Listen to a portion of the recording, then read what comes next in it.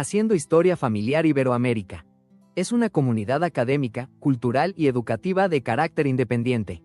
No guarda vínculo institucional, representación oficial, ni recibe auspicio de la Iglesia de Jesucristo de los Santos de los Últimos Días o de Family Search, ni de ninguna otra plataforma o entidad dedicada a la genealogía o historia familiar.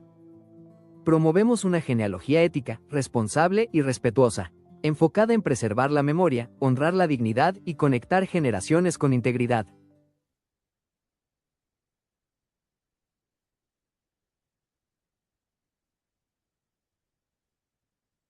Tiene su micrófono apagado, hermana Moramay. Ok. Creo que ya está abierto, ¿no? Ya. ¿Sí me escuchan? Ya, ok, perfecto. Bueno, buenas tardes a todos. Qué bueno verlos por aquí. El día de hoy vamos a hablar acerca de la investigación genealógica en México. Em, no sé qué tan diferente sea en otros países, pero creo que es muy parecido a otros países de Latinoamérica. Bueno, esta primera parte en realidad nos regresamos a la anterior, por favor. Estas dos primeras diapositivas hablan en realidad de la investigación genealógica en general. O sea, esto no importa en qué país estemos hablando. Es importante al iniciar nuestra investigación o al estar continuando con nuestra investigación en definir una pregunta de investigación. ¿Por qué es importante? Porque somos muy dados a irnos literalmente por otros lados y por las ramas. Y entonces empezamos a buscar y de repente nos vamos y nos perdemos. Entonces, el definir una pregunta específica nos ayuda a poder centrar nuestra atención en una sola cosa y entonces dirigir nuestra atención específicamente a eso. Entonces, es por eso que es importante. Y eso nos ayuda a saber exactamente qué es lo que tenemos que buscar y en dónde para que nuestros esfuerzos pues estén dirigidos. ¿Ok? La siguiente, por favor.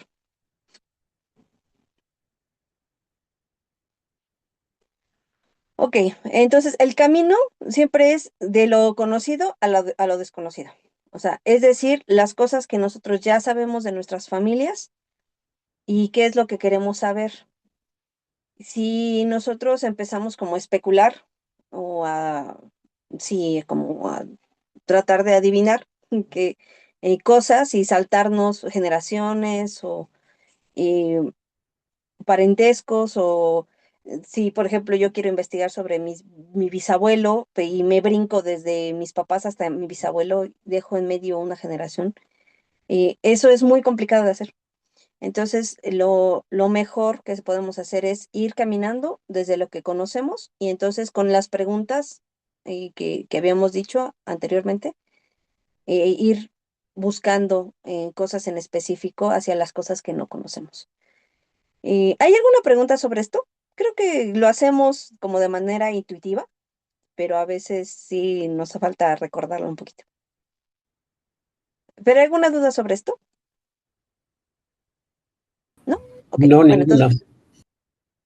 perdón, hermano, ¿iba a decir algo? No, que no hay duda, hermano. Adelante. Ah, ok, gracias. Ok, entonces el que sí, por favor. Ok, para la investigación en México hay algunas cosas que tenemos que tomar en cuenta. Cuando nosotros estamos buscando, tenemos que tomar en cuenta de que los documentos antiguos solamente contaban en los registros, o sea, cuando registraban a las personas, la mayoría de las veces con un solo apellido. Entonces, si nosotros nos ponemos a buscar en Family Search, por ejemplo, y queremos encontrar a nuestros antepasados y le ponemos los dos apellidos, es casi seguro que no les va a salir ninguna información, porque muy pocos documentos antiguos cuentan con los dos apellidos. Entonces, es más factible que nosotros busquemos solamente con un apellido y así es más fácil encontrar información. También es importante buscar a la familia, no solamente a una sola persona, sino que si no encontramos una persona en específico, nos enfoquemos también en buscar a la familia, a los hermanos, por ejemplo, porque en ocasiones los hermanos o los documentos que tienen los hermanos, como nacimiento, matrimonio, etcétera, nos pueden dar pistas de, de otros datos que no están específicamente en la persona que nosotros estamos buscando. También es importante que cuando busquemos los variantes de los nombres. Estos variantes pueden ser de muchos tipos. A veces nos casamos con una sola forma de escribir y queremos que sea de esa forma y, y nos podemos perder de información. Entonces también es muy común que, por ejemplo, en personas que se llamaban María de los Ángeles, que en otro documento lo encontramos como Ángela, por ejemplo. Entonces, el saber este tipo de cambios que puede haber en los documentos, en los nombres, en diferentes documentos, nos ayuda a saber que estamos hablando de la misma persona. Entonces, no va a esperar que en todos los documentos aparezca el mismo nombre siempre. ¿Ok? A ver, aquí decía que también puede suceder que lo encuentre con solo nombres sin apellidos, porque en los años 1800 no ponían apellidos, solo colocaban apellidos de origen español.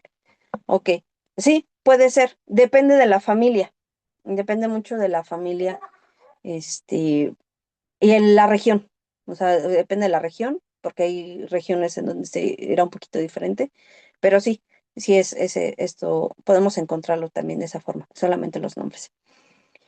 ¿Qué es lo que podemos hacer para nosotros estar seguros que la persona que encontramos o los documentos que encontramos pertenecen a nuestra familia? ¿Ok? Lo que tenemos que estar seguros que coincidan son los nombres, o sea, los nombres de las personas, de la persona del acta, las fechas, que sean coherentes las fechas, el lugar y los parentescos. O sea, es decir, los parentescos, por ejemplo, que aparezcan los mismos padres o los mismos abuelos o el mismo esposo o esposa. ¿Ok? Cuando estas cosas coinciden, entonces podemos decir que es de nuestra familia. No sé si a ustedes les ha pasado, pero a mí sí, que de repente han agregado personas a mi árbol que no tienen nada que ver. Hay algunos que, por ejemplo, una vez me agregaron a alguien que era de Ecuador, cuando mi familia nunca salió de México, hasta donde yo sé, pero por lo menos de esa rama de la familia, ¿no? Y entonces habían agregado una persona de Ecuador. En otra ocasión agregaron una persona que difería de las fechas por 100 años. Entonces era muy obvio que no era la misma persona. Y en otra ocasión también aparecía el mismo nombre. Era un nombre, una persona que se llama igual a mi abuelo, pero el lugar no coincidía y los parentescos, porque en las actas aparecía el parentesco, aparecía el nombre de la esposa y no coincidía tampoco. Entonces, de esta manera nosotros podemos saber que ellos sí son de nuestra familia. Dice que han agregado otros estados de México que eran nombres homólogos solamente. Ajá. Entonces sí, podemos encontrar muchos homólogos, sobre todo en nombres muy comunes, ¿no? Ajá, que casi no se dan aquí en México. Entonces, cuando hacemos esto, tenemos que asegurarnos de que todo esto coincida para que no haya dudas de que son de nuestra familia. ¿Ok? Entonces, el que sigue.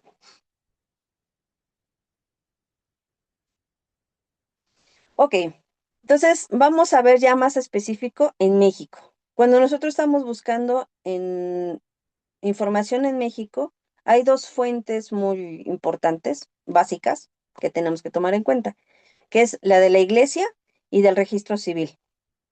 Ok, para los datos más importantes que nosotros necesitamos, que son nacimiento, bueno, sobre todo para las ordenanzas, por ejemplo, ¿no?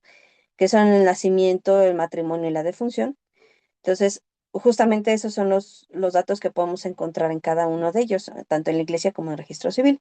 En la iglesia podemos encontrar el bautismo, el matrimonio y la defunción, y en el registro civil el nacimiento, el matrimonio y el entierro. ¿Ok? Entonces, podemos tener estas dos fuentes de información. La que sigue, por favor. Ok. Los registros parroquiales, es importante que sepamos que hay información para México desde el siglo XVI hasta el siglo XX. Bueno, le puse siglo XX, que es también un poco del siglo XXI, aunque han estado restringiendo más los documentos. Pero bueno, lo vamos a dejar en el siglo XX, para no errarle, ¿no? Y desde el siglo XVI, o sea, desde el poco después de la conquista, hay ya documentos que registran a las personas aquí en bautismos, matrimonios, entierros. ¿Ok? Algunos de los documentos que podemos encontrar, hay más, pero creo que estos son los más importantes, son los bautismos, matrimonios, los entierros, informaciones matrimoniales, amonestaciones, confirmaciones, padrones y dispensas matrimoniales. ¿Ok? Como decía, hay otros, hay más, pero esos son de los más importantes. Y del registro civil, pues podemos encontrar del siglo XIX y del XX. El registro civil se establece en México el 28 de julio de 1859, pero se empezó a poner en práctica en los diferentes lugares del país en fechas diferentes. Entonces, podemos encontrar que hay personas que se fueron a ahora sí, fueron al registro civil, más bien, a registrarse muchos años después. Entonces, no es como algo así tajante de que en esa fecha en específico ya empezado, sino eso se dio la ley que se empezó en ese día, pero fue como de manera paulatina, que se fue estableciendo a través de todo el territorio. Y en el registro civil podemos encontrar, entre otras cosas también, nacimientos, matrimonios, defunciones, adopciones y divorcios. ¿Ok? Y como puse ahí, varían según la entidad y el municipio. ¿Ok? Eso es importante, puede variar. Ok, la que sigue, por favor.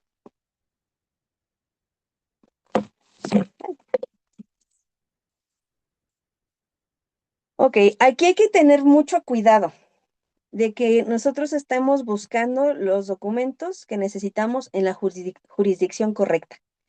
¿Qué quiere decir?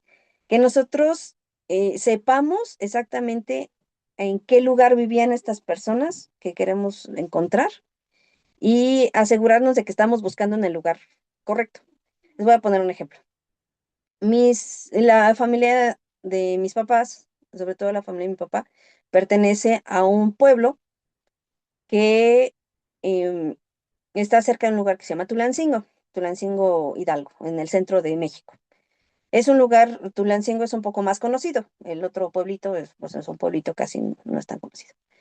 Pero este pueblito lo mm, fue creado como municipio, ahorita ya es parte de un municipio, pero fue creado como municipio en 1951 por ahí, si no mal recuerdo.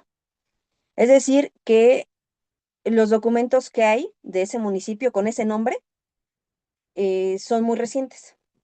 Entonces, si yo quiero encontrar a mi familia, que tiene ahí siglos, literalmente, no voy a encontrar nada si lo busco con el nombre actual del pueblo. Yo sé la historia del pueblo, entonces sé que el municipio se creó pues hace poco. Entonces, lo que hago es buscar en los documentos cómo se conocía antes o el municipio al que pertenecía antes. ¿Ok? Entonces, es por eso que yo he podido encontrar, pero más para atrás, todavía un poco más atrás, y este municipio está cerca de Tulancingo, que es más grande. Entonces llega un momento en el que ya no encuentro documentos en ese lugar y entonces tengo que moverme a buscar a Tulancingo, o sea, a un lugar más grande todavía. Entonces es importante el que nosotros sepamos cómo es que estaban las jurisdicciones para saber en dónde buscar y la historia de esos lugares que nos ayudan a saber, porque de repente nos perdemos y decimos, no, pues es que no encuentro información y empezamos a buscar así por diferentes lugares y no sabemos por dónde. Entonces, el buscar un poco de la historia de los lugares que nos interesan, puede ser muy útil. Pueden encontrarlo en Google, si entran a Google, ahí a buscar la historia de un lugar en específico. Eso puede ayudarles mucho. A mí cuando yo tengo dudas sobre todo cuando son localidades muy pequeñas, que normalmente cambian de jurisdicción muy fácilmente, pues me pongo a buscar ahí la historia, ¿no? O sea, en tal año a qué jurisdicción pertenecía. Y entonces casi siempre aparece, ¿no? No, pues es que antes se llamaba así, porque también cambian de nombres. Antes se llamaba de esta forma y pertenecía a tal municipio hasta tal año, ¿no? Cosas de ese tipo. Entonces, eso es importante también. Y lo mismo pasa tanto de manera de el registro civil como en la iglesia. También las parroquias a veces cambian de, pues, su territorio, el territorio que trabaja, ¿no? Se podría decir. Entonces, lo mismo pasa, por ejemplo, en este lugar que yo les digo, ese pueblo es muy antiguo, muy, muy antiguo, pero en la iglesia que ahorita existe es también más o menos como de finales de 1940 y tantos. Entonces, los documentos que hay ahí no son muy antiguos. Entonces, los documentos yo tengo que buscarlos en donde pertenecían antes, que era en otro municipio, o aún más atrás, que pertenecen a la arquidiócesis de Tulancingo. Entonces, em, esto es importante que sepamos para no andar todos perdidos de dónde andamos. ¿Hay alguna duda hasta aquí, hermanos? No, hermana, muy clarita su información. Ok. Como les decía, creo que esto lo hacemos como de manera muy intuitiva, ¿no? O sea, como que sí le agarramos la onda ahí. Y de repente lo hacemos así sin que nadie nos haya dicho. Pero, ok, la que sigue. Ok, aquí son dos mapas justamente del cambio de jurisdicciones. Tal vez no se vea así muy claro, pero si ponemos un poco más de atención, sí podemos ver los cambios que hubo, ¿no? Estas son las jurisdicciones de las diócesis en México. Entonces, con el tiempo han cambiado. Eh, en la iglesia, por ejemplo, es importante, porque, bueno, en lo personal, a veces he estado buscando documentos en específico y yo estoy buscando en una diócesis diferente. Entonces, esto también es muy, muy importante. La que sigue, por favor. Y también de los estados de México, ¿ok? También me ha pasado, el estado al que pertenezco, que es Hidalgo, que está en el centro, no es tan antiguo como otros estados.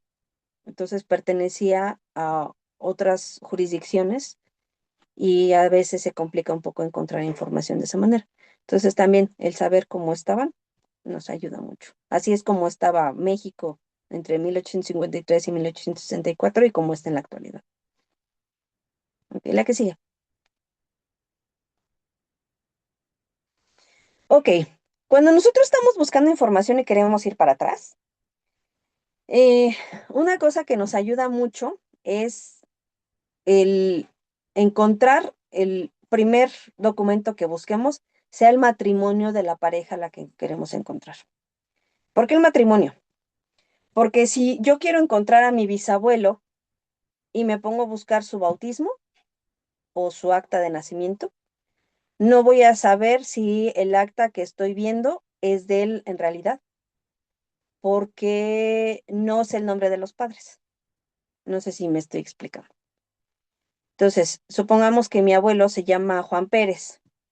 Y entonces yo busco un acta de nacimiento o un bautismo de Juan Pérez en en Family Search, supongamos. Y entonces me van a aparecer un montón de Juan Pérez del mismo lugar, más o menos en los años, y no voy a saber de todos esos Juan Pérez quién es. Entonces la forma más fácil es buscar el matrimonio, porque yo ya sé con quién está casado y entonces pueden buscar su acta de matrimonio y entonces en esa acta de matrimonio viene la información de él y de la esposa y entonces ahí es muy probable que pueda encontrar información también de los padres. Y entonces ya con esa información ya podría buscar su acta de bautismo, por ejemplo. Entonces, en un acta de matrimonio nosotros encontramos el nombre, la edad aproximada, el lugar de nacimiento y testigos que a veces pueden ser parientes. En la mayoría de las actas, no voy a decir que en todas, en la mayoría. Pero hay algunos documentos que a veces pasamos por alto. Cuando se registra un matrimonio, también existen otro tipo de documentos que se generan. Y una es la información matrimonial. A ver, permítame un segundito. Un segundo.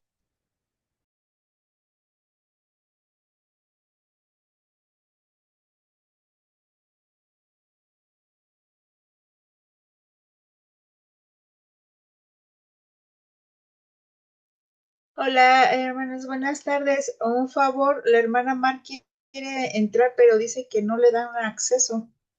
Gracias.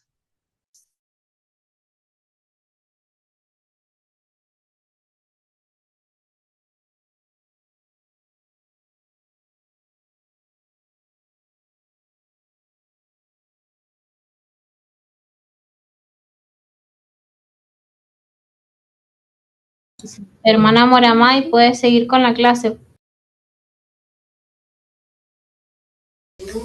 Pidió un momento, dijo que enseguida regresaba. Gracias, hermano Arturo.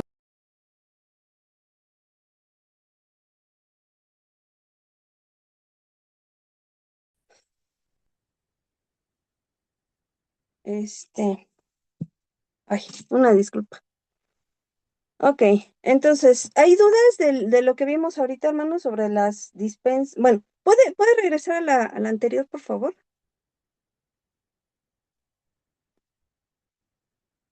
Ok, de esto sobre la información matrimonial y las dispensas. ¿Han escuchado sobre estos documentos, hermanos?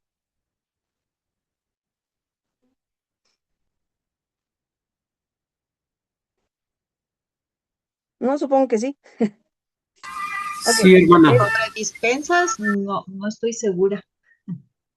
ok. La información matrimonial es como un expediente que se hacía, en donde se registran algunos datos. No siempre viene esta información, pero normalmente en la información matrimonial hay más información que en el acta de matrimonio. Entonces, a veces aparecen los padres, los abuelos, o si hubo otros matrimonios, o sea, si fueron viudos, alguno de los contrayentes, y si hubo alguna dispensa. Entonces, estos datos pues nos dan mucha información. Las dispensas matrimoniales se refieren a cuando existía algún impedimento para el matrimonio. Lo que sucede es que ellos tenían que pedir permiso al obispo para que se les pudiera dar la autorización para casarse. Entonces, en estas dispensas también aparecen a veces los padres, los abuelos o parentescos. En la mayoría de las dispensas aparecen árboles genealógicos, lo cual es genial. Y explican la situación. Entonces, podemos encontrar historias familiares o datos familiares muy interesantes en las dispensas. Entonces, de hecho, ahorita me gustaría, si pudiera seleccionar, hermana, donde está la línea, bueno, donde dice información matrimonial, para que se pueda abrir una acta, es un ejemplo, no sé si abre. Se conocen como expedientes matrimoniales, sí. De hecho, también, o sea, en México también podemos encontrarlo con diferentes nombres, como expedientes matrimoniales, como, ¿qué otro nombre le puso? No recuerdo ahorita, pero sí a veces lo encontramos con otros nombres. En Family Search están como informaciones matrimoniales. Entonces, bueno, así aparecen, aunque sí puede variar, ¿no? O sea, de diferentes maneras. Quería mostrarles una información matrimonial para que vieran más o menos lo que contiene, pero no sé si se puede abrir. Moramay, entonces es igual aquí en México, bueno, lo que está ahí como dispensa son las informaciones matrimoniales. No, no, Oh, la dispensa es ok. diferente. Ok. La información matrimonial vienen los datos de como más específico, ¿no? De los de los papás, los abuelos, así. Pero la dispensa matrimonial es el permiso. Entonces, a veces sí tiene información muy parecida a la información matrimonial, o sea, porque también habla de los padres o de los abuelos, así. Pero lo que habla un poquito más es que como para pedir permiso al obispo, se habla de la situación, o sea, de por qué es que se está pidiendo ese permiso. Entonces, ahí habla como de detalles más específicos. Y casi siempre aparece un árbol genealógico, porque una de las razones más comunes para una dispensa matrimonial es que eran parientes. Entonces, ahí tienen que especificar en qué grado de parentesco, qué grado de parentesco tienen. Entonces, aparece en la dispensa el árbol genealógico para que quede claro cómo están emparentados. Entonces, eso pues, da mucha información. Bueno, eso es una ventaja para los que tienen dispensas matrimoniales, ¿no? En mi familia, sinceramente, nunca he encontrado una dispensa matrimonial en la vida, pero hay algunas familias que sí, es más común. Entonces, pues podemos encontrar. Sí, yo tampoco he encontrado nunca una dispensa en mi familia, sinceramente. Entonces, a ver, Esa es una este partida es, matrimonial, hermana, ¿le servirá? no, bueno, es que esa es específicamente la información matrimonial. No abrió el link, es que nada más había que darle clic en la palabra, No me lo bueno, abre. ¿y no se abre? Ok, bueno, No, está por bien, eso hermana, le busqué. si no regresamos a la presentación, por favor. Hay algunas informaciones matrimoniales que también incluyen el árbol, o sea, los árboles. De hecho, esa es la que les quería mostrar. Porque si vienen algunos árboles, y en donde aparecen los abuelos, a veces hasta los bisabuelos. Entonces, no en todas aparecen, no en todas las informaciones matrimoniales aparece, pero en algunas sí. Entonces, si tenemos la oportunidad de verlas, pues sería genial. En Family Search hay algunas, pero no en todas, no están todas. Y también las dispensas matrimoniales, sí hay algunas en Family Search, pero tampoco hay así muchísimas. Y la que sigue, por favor.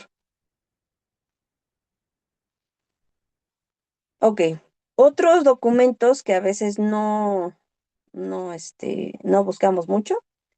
Bueno, ahorita ya, creo que sí va un poquito, ya es más fácil. Son las de notarías, en donde podemos encontrar testamentos, compraventas, sucesiones, contratos y otras cosas. ¿Ok?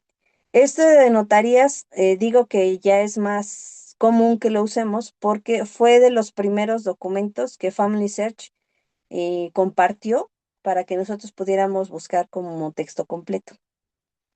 Fueron los archivos de notarías. Entonces ya es más común encontrarlos, pero antes de eso sí era más complicado el estar buscando esta información. ¿Por qué? Porque son actas muy largas y no son como las actas como de matrimonio, de nacimiento, que normalmente utilizamos, sino pues que vienen fórmulas muy largas, son documentos muy extensos, que a veces es difícil encontrar un nombre en específico entre tanta información. Entonces, y por eso es que Family Search utilizó estos documentos para compartirlo con esta opción de texto completo, búsqueda de texto completo, porque de esa manera es más fácil encontrarlo.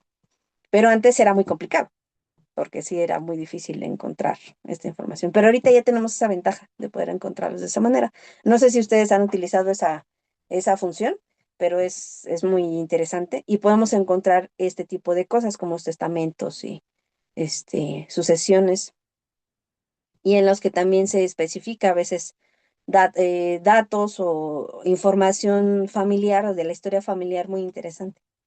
Entonces, estas cosas nos pueden ayudar mucho. Más que, creo que todos estos documentos, más que darnos una fecha en específico, más bien nos ayudan a reconstruir nuestra historia familiar, las historias, o sea, de lo que se trataba todo. Entonces, para mí, creo que es muy interesante pues aprendemos mucho más de ellos, ¿no? La que sigue, hermana, por favor.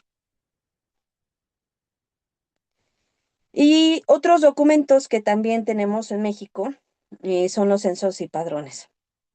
Bueno, quiero decirles que en México somos muy bendecidos, pero mucho. De verdad no pocas veces apreciamos lo bendecidos que somos en México, en el sentido de que tenemos muchísima información disponible para poder investigar nuestra historia familiar, pero mucha, o sea, mucha información. De hecho, los gerentes de Family Search a nivel internacional han dicho que México es el país que tiene más documentos en el mundo. Ni siquiera China tiene tantos documentos como México. México hay muchísima información, muchísima. Eh, es cierto que es difícil encontrar información y cuando encontramos parientes ya cuando de España o de otros países, pero nuestros antepasados se remontan hasta la conquista. O sea, hay documentos poco después de la conquista, pocos años después. Entonces, sí hay muchísima información y estos documentos son muy claros, muy específicos y muy ricos, o sea, tienen mucha información. Entonces, sí podemos encontrar mucho en México. Entonces, estos censos, en México hay un censo que es el que más se utiliza, porque es el único que está público, el único que podemos ver de manera pública, es el censo de 1930, que es con el que empezamos hace unos años y que nos ayudó muchísimo a encontrar a nuestros familiares. En el censo de 1930 podemos encontrar a qué ciudad o pueblo pertenecían o estaban viviendo nuestros familiares, quién era el jefe de familia, obviamente los nombres y apellidos de la familia, el sexo de cada uno de los integrantes, la edad, su estado civil, la profesión u ocupación, el lugar de nacimiento, la nacionalidad, el idioma y la religión. ¿Ok? Entonces, estos datos son muy importantes para que nosotros podamos buscar. Eh, cuando publicaron hace ya varios años el censo de 1930, que fue lo primero que se publicó en México cuando se empezó a indexar, lo primero que se publicó fue el censo de 1930. Y entonces yo empecé a buscar sobre mi familia y encontré a mis abuelos. Pero me sorprendió que aparecían mis abuelos, mis dos abuelos, y un montón de gente, eran como 20, que yo no conocía. Y decían que vivían en la misma casa, o sea. Y entonces a mí me sorprendió porque dije, ¿y toda esta gente quién es? O sea, no conocía a nadie de ellos, no pude identificar a nadie. Y eran como 20 más o menos. Entonces yo decía, ¿cómo? Y le pregunté a varias personas y nadie me sabía decir quiénes eran ellos. Y entonces decía, ¿cómo es posible que no me sepan decir quiénes? Si vivían en la misma casa, o sea, y eran familia, o sea, era lógico que eran familia, era obvio, o sea, por lo que decía, pero nadie me sabía decir quiénes eran. Hasta después de que yo estuve investigando con ya familiares lejanos, familia política y todo eso, fue una de estas señoras ella ya es familia lejana, y de hecho familia política porque era esposa de casi del tío del primo del vecino, así. Entonces hablé con ella y ella fue la que me dijo quiénes eran. Y entonces me empezó a explicar, mira, esta persona es y este era su esposo, y este era sus hijos, y estos eran estos, y me explicó de todos ellos. Y efectivamente eran de la familia, pero yo no sabía cómo estaban emparentados.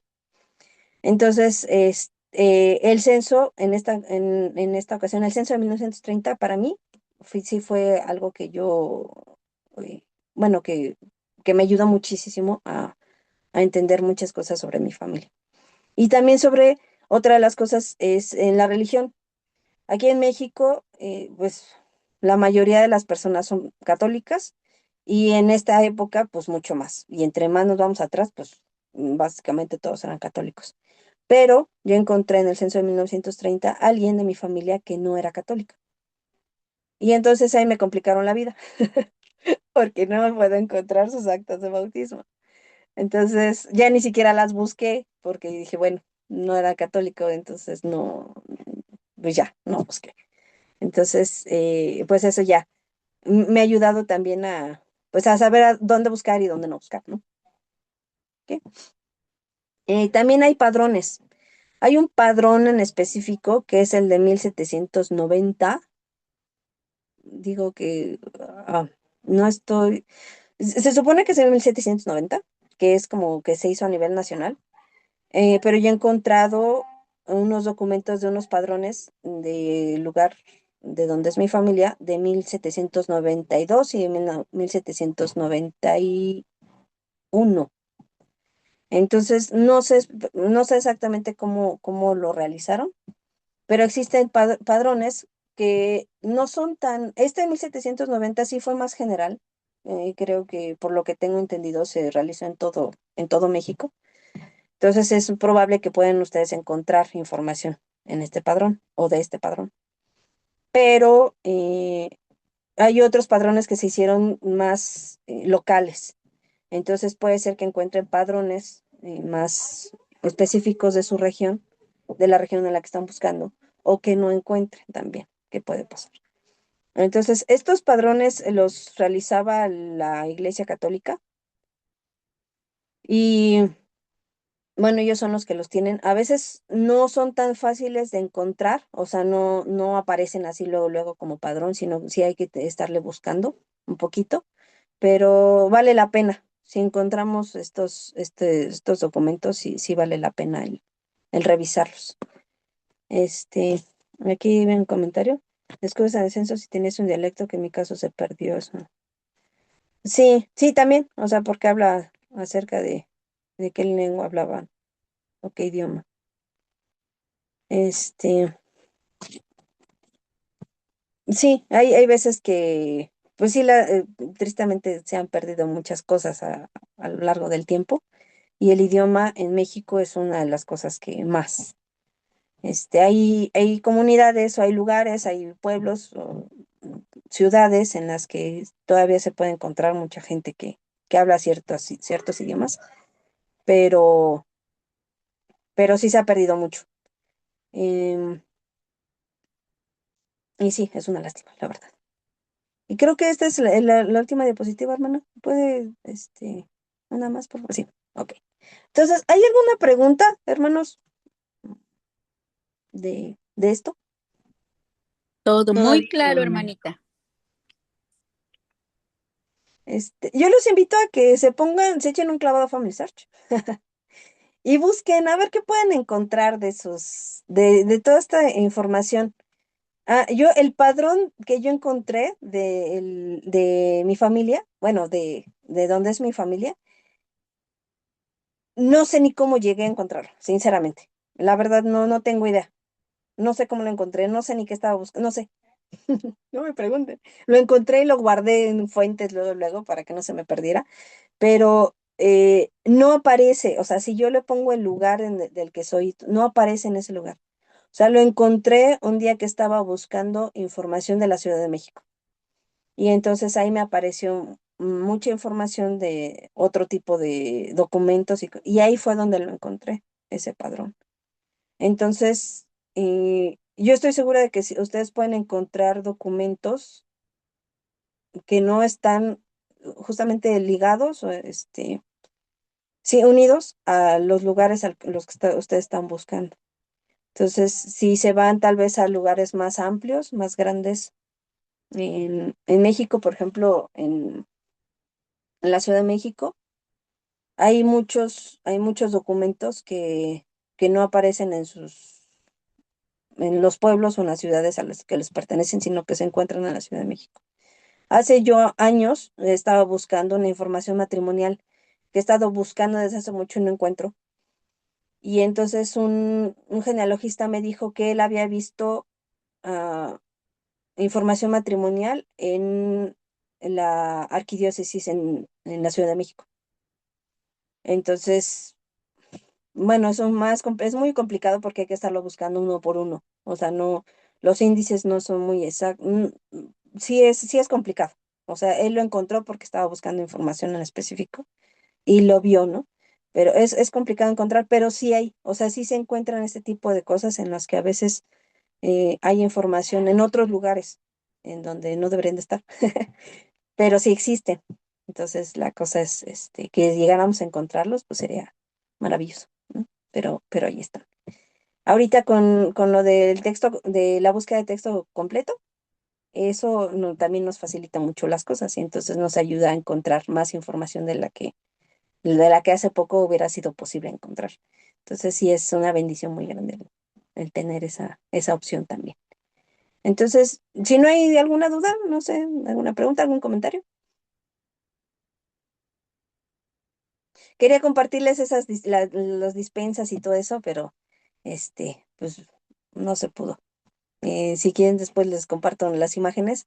En la dispensa en específico les quería compartir porque ahí aparecía el árbol genealógico, que era muy pequeño, porque los contrayentes, los novios, eran primos. Entonces ahí venía toda la información, decía ahí específicamente que ellos eran primos y qué edad tenían y que desde hace cuánto que andaban saliendo y así como toda la historia. Ahí la especificaba en el acta y venía el parentesco, o sea, cómo es que estaban emparentados. Entonces, les quería compartir eso, pero bueno, no se pudo en esta ocasión. Pero, entonces, nada más. ¿Algún comentario? ¿Pregunta? No. Hermana Moramá, yo quiero comentar algo. Fíjese que Qué bueno. el sábado yo estaba investigando algunos familiares que me aparecieron en la IA y entonces me di cuenta que, bueno, descubrí algunas cosas. Por ejemplo, que mi tatarabuelo yo pensé que solamente tenía una esposa y encontré que tenía otras 3 esposas y otros hijos. Sí, y lo que no encontré fue el nombre de los papás del tatarabuelo. Entonces me atreví a usar la IA y le dije específicamente, Pomposo Melco nació en 1854 en Tochimilco, Puebla, México, pero quiero saber el nombre de sus padres, ¿qué es lo que me sugieres hacer? Y entonces me respondió, lo que tienes que hacer es buscar matrimonios. Y me dijo, ¿sabes el nombre de la esposa? Sí, lo sé. Ok, entonces busquémoslo. Y me dijo, ok, en Tochimilco tienes registros de 1570 y tantos hasta 1800 y fracción. Entonces, si tu abuelo nació en 1854, es probable que él se haya casado aproximadamente por 1872 a 1876.